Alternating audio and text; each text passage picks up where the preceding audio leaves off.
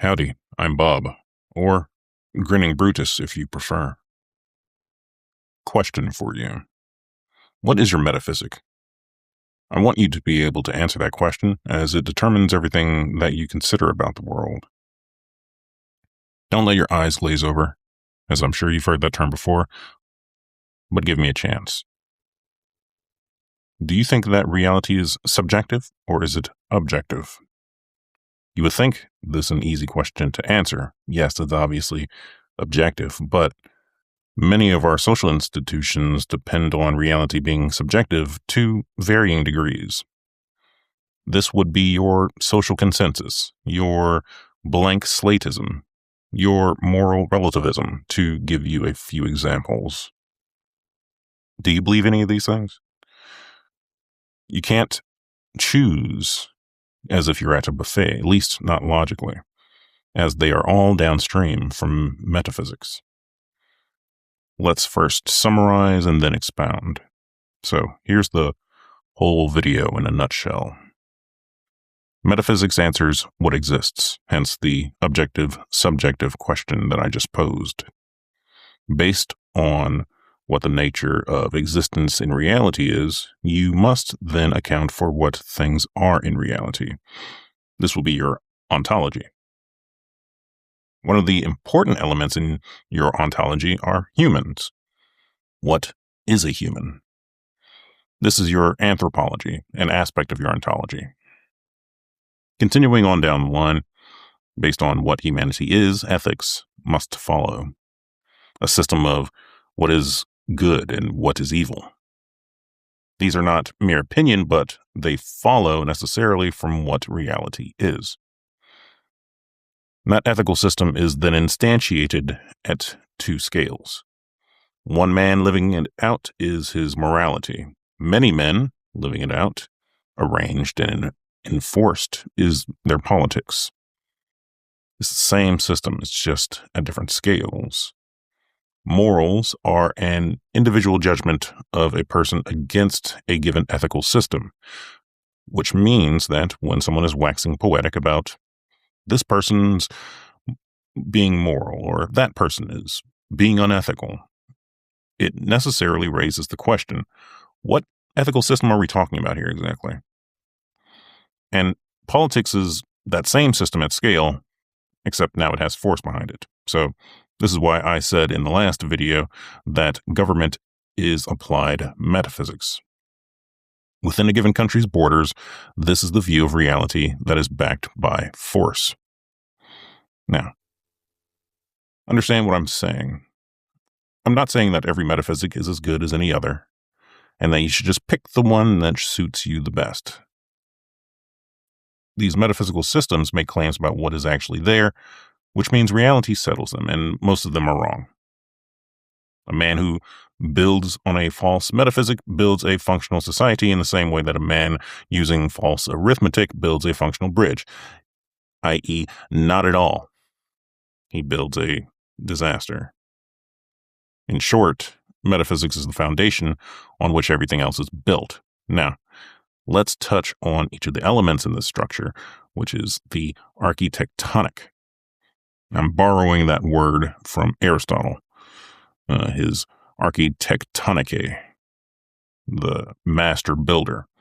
He used it for the science that orders all the others toward a given end, and he named politics as that science. I'm using it a bit differently for the structure itself. Now, metaphysics, to go a bit deeper, can be broadly broken up into subjective and objective reality, and then can be splintered into the 10,000 things, as in standard philosophy, which is not but a series of rebuttals to each other throughout the ages that I have no interest in. What's the most important thing to consider is the way that you answer that question. Is reality objective or subjective? You may think that it's subjective until you get punched in the face, which tends to bring people back to reality, as pain is nature's greatest teacher. You may try to wriggle out of it by saying some domains of reality are subjective and others are objective. That'll solve it. Incorrect.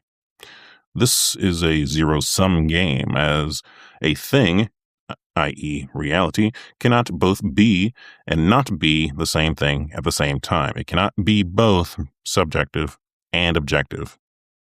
If you argue that reality is both objective and subjective, you're really arguing that reality is subjective, and instead you're arguing over the degree of subjectivity and your personal preference. So, make your choice.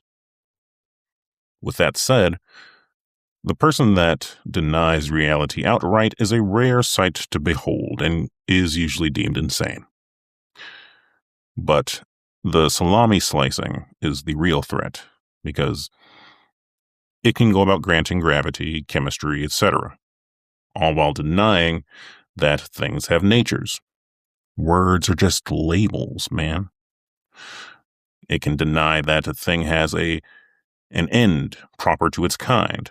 Who's to say that the acorn will grow into an oak tree? It could grow into a pine tree or into a mushroom. Who knows?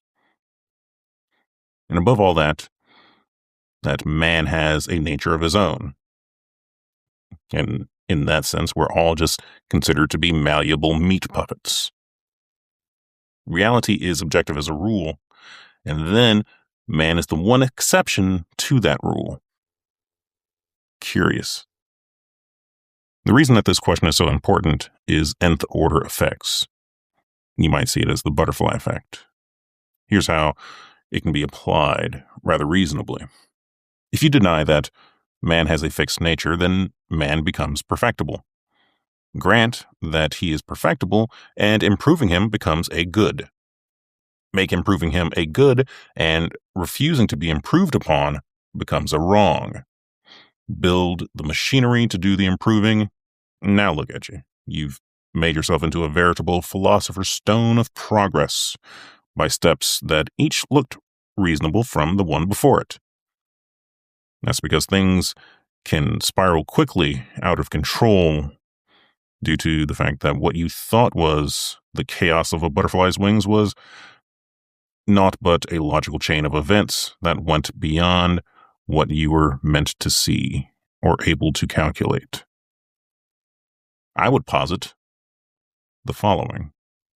Tell me a man's metaphysic and I will tell you what he will do, because everything is based on your metaphysics. Next up is ontology. Consider this the cornerstone of the foundation of metaphysics. Philosophers use these two words interchangeably half the time, so I'm denoting them purposely here. Where metaphysics answers the question, what is reality? Ontology answers the question, what is in reality? Categorization, in other words, the categorization of everything that is. One of the most important categories, what is a human, is the aforementioned anthropology. Now we're really getting to the meat of the matter, are we not?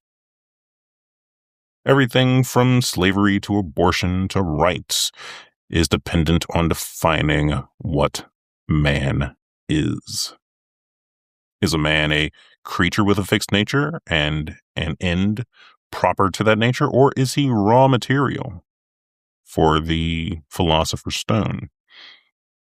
Is he an individual with his own being or a cell in a collective? And yes, many, many, many people believe the latter. This question is as old as men, but the answers tend to slide and move, and every time they move, something in your life moves with them because of the fact that government has applied metaphysics. That's the previously stated maxim at work. Our next stop is going to be ethics. You don't just choose an ethical system or walk into Mordor. It is actually derived from the metaphysics and ontology, because good and evil depend on what a thing is, or for our intents and purposes, what a man is. Is man's nature fixed? Then It may not be ethical to try to shape man beyond said nature, as you would necessarily need to remove the humanity from humanity. If you transform a hammer, for example, into a flathead screwdriver, it is no longer a hammer. Is man's nature moldable? Then it may be unethical not to mold humanity as a species toward a given perfected state, progressing over time toward a utopia that is always just out of reach. Have you noticed any attempts at molding the populace as of late? Now, I didn't bring up every element of the architectonic, such as politics, which would depend on ethics, as it is the way for humans to live in harmony with each other based on what is good and evil, or aesthetics, which is what is beauty, and that is more important than you may consciously think. I'm trying to keep these videos short. The point is to show you that there is a logical order present in reality, and if you screw around with that order, chaos and madness abounds. Examples. Put morality in the slot of metaphysics, and now your morality is driven by emotion. It is no longer grounded in anything anymore.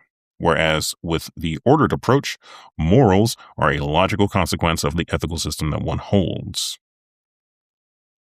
What if you sever knowledge from reality and place that in the slot where metaphysics sits? Then you would get epistemology as a standalone element, where intellect and the capacity to hold knowledge is the sole arbiter of worth. Can you imagine the horrors that can arise from attaching human value to your cognitive function? You don't really have to, because both of these stances are commonplace in society today, as most have no real metaphysical stance, instead relying on emotions and vibes and social consensus. So, metaphysics, ontology, ethics, then politics and morals, both acting as instantiations of ethics at different scales, and in that order. So, I say to you, identify your metaphysic, and then determine if it is true. Until next time, Godspeed.